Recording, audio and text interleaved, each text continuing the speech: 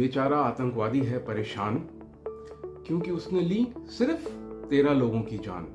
सोचिए, अगर मैं ऐसा बोलूं तो कैसा लगेगा। मैं ऐसा बोल नहीं रहा हूं। ऐसा एक बहुत प्रमुख अखबार है, वर्ल्ड का बहुत प्रतिष्ठित, दुनिया में बहुत प्रतिष्ठित BBC, उसने अपना लेख लिखा है। नमस्कार, POV द दृष्टि के एक और संस्करण में आपका स्वागत है। इसके ऊपर चर्चा करेंगे आगे। हाल ही में हम सब जानते हैं, दिल्ली में एक बहुत दर्दनाक बम ब्लास्ट हुआ है जिसको अंजाम दिया है उमर ने, कश्मीर का रहने वाला उमर, जिसमें 13 लोगों की जान गई है। उसके ऊपर BBC ने एक लेख लिखा है। उस लेख को जब मैं पढ़ रहा था, वो लेख इंग्लिश में है, मैं उस लेख का लिंक भी डाल दूंगा और आगे उसकी कुछ पंक्तियां भी आपको दिखाऊंगा उसने क्या लिखा है। तो उस लेख को जब पढ़ रहा था तो ये लग रहा था कि BBC बहुत ज्यादा संवेदना में है, उमर को लेके, उमर के परिवार को लेके, उसके रिश्तेदारों को लेके BBC में संवेदना का पहाड़ फूट पड़ा है। जबकि संवेदना है, होनी चाहिए, पर किसके लिए? आतंकी के लिए जिसने 13 लोगों की जान ली है, या उन परिवारों के लिए जिसने अपनों को खोया है, उन अपनों को खोया है जो उस घर में अकेले कमाने वाले थे, जिसके ऊपर वो परिवार पूरी तरह निर्भर करता था। लेकिन BBC ने संवेदना जताई है उमर के ऊपर। कैसे जताई है? उसने लेख में लिखते हैं वो कि उमर के पिता, उसके भाई, उसके रिश्तेदार काफी ज्यादा परेशान हैं। क्यों परेशान है?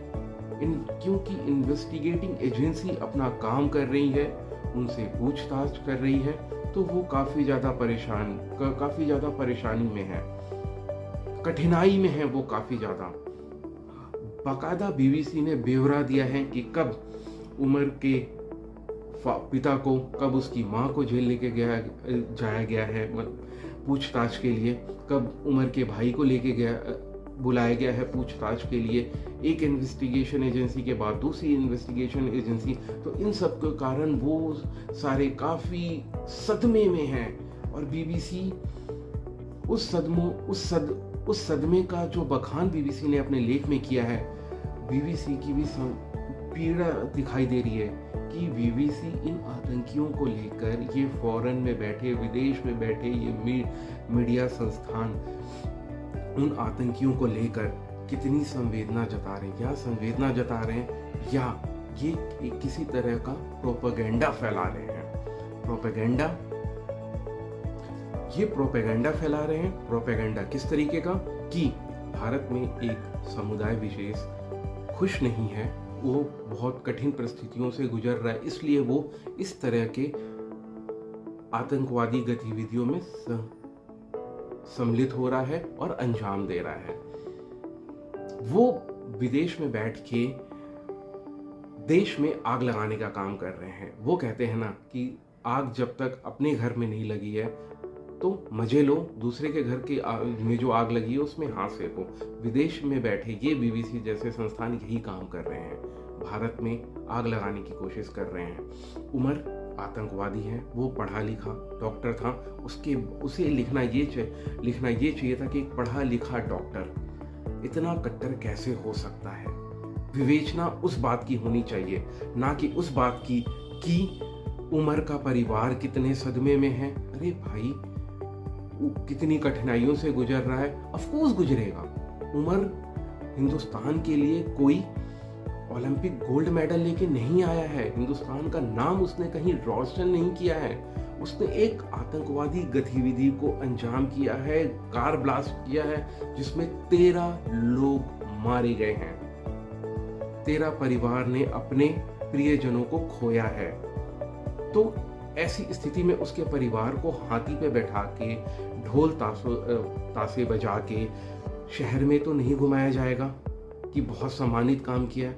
भाई, इन्वेस्टिगेटिंग एजेंसियां अपना काम करेंगी, पूछताछ करेंगी, उसमें आपको परेशानी हो रही है। परेशानी तो तब होती कि जब आपको पता होता कि आपका बेटा ऐसी गतिविधियों में सम्मिलित है, आप पहले ही इन्वेस्टिगेटिंग एजेंसी को सूचित कर देते हैं, तब हमको आपको आपके जो भी उनके परिवारजन है उनको कोई भी किसी तरह की किसी कठिनाई का सामना नहीं करना पड़ता और उन 13 लोगों की शायद जान भी बच जाती। वही लेख के बारे में जैसे हम बात कर रहे थे, लेख में वो लिखते हैं भारत अधिकृत कश्मीर। सोचिएगा, गौर करिए, भारत अधिकृत कश्मीर लिखना क्या चाहिए था, भारत का राज्य कश्मीर।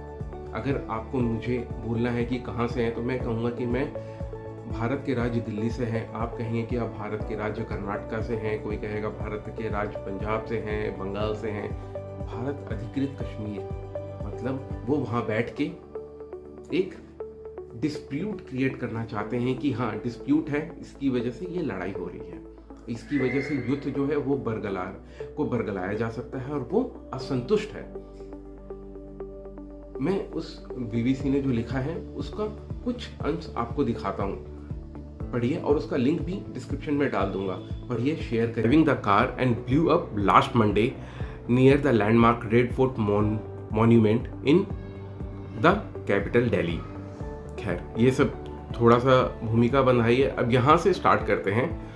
उमर्स, यहाँ पे लिखा है Umar's father and sister in law told BBC that they can't and don't know anything about it. पता भी होगा तो बताएंगे थोड़ी, जिहाद है, जन्नत जाना है, खुद तो जन्नत जाना है, दूसरे को भी लेके जाना है। खैर उसके बाद आगे बढ़ते हैं। यहाँ पे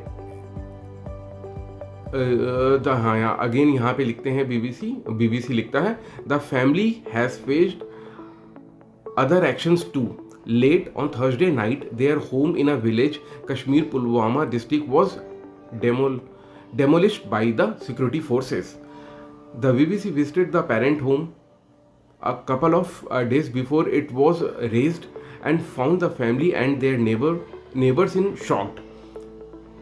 They said they learned about the deadly event on Sunday evening and allegation against Umar from social media. Umar's photograph was all over the news channel. The news channel had gone viral at his home. A dozen reporter and a camera crew mobbed his father, a retired school teacher, asking him questions about Umar. Again, the family he said owned only one car which was parked outside their home. We didn't know about the car that the police are saying was involved in the bombing, he added. भाई साहब, BBC the great, दुनिया के महान संस्थान, अगर किसी को bomb blast car में करना है तो अपनी गाड़ी में थोड़ी करेगा, वो तो ऐसी गाड़ी का जुगाड़ करेगा, ऐसी गाड़ी का बंदोबस्त करेगा जिसमें उसको ट्रेस ना किया जा सके।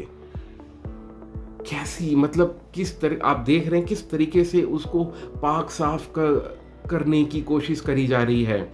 अगेन पढ़ते हैं आगे, बहुत अच्छा है। The family he said own यहाँ हो गया several teams of investigators have visited their home through the night, asking questions about Umar, including when he last visited home and when the family spoke to him. Means of course investigating agencies अपना काम कर रही है भाई, वो लड़की के बारे में उसके माँ बाप उसके रिश्तेदार से ही तो सबसे पहले पूछेंगे।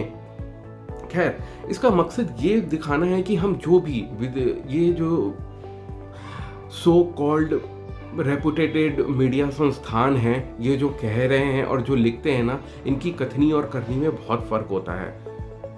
इसमें कैसे एक आतंकवादी को और उसके घर वालों को पाक साफ करने की कोशिश करी जा रही है और दुनिया भर में बैठे जो सेम समुदाय के लोग हैं उनमें एक अविश्वास भारत के खिलाफ पेंट करने की कोशिश करी जा रही है कि भारत में से एक समुदाय विशेष खुश नहीं है, इसलिए वो ऐसे कृत्यों को कर रहा है, बम ब्लास्ट कर रहा है, उसके माँ बाप परेशान हैं इन्वेस्टिगेटिंग एजेंसीज द्वारा। तो इस टाइप का प्रोपेगेंडा फैलाया जा रहा है और नैरेटिव सेट किया जा रहा है। खैर ये तो सिर्फ एक एग्जाम्पल है। आप लोगों से भी अनुरोध करूंगा कि ऐसा कुछ सामने आता है तो कमेंट में शेयर करें ताकि उसको दुनिया वालों के सामने रखा जा सके। धन्यवाद। पीओवी द दृष्टि में आपका स्वागत।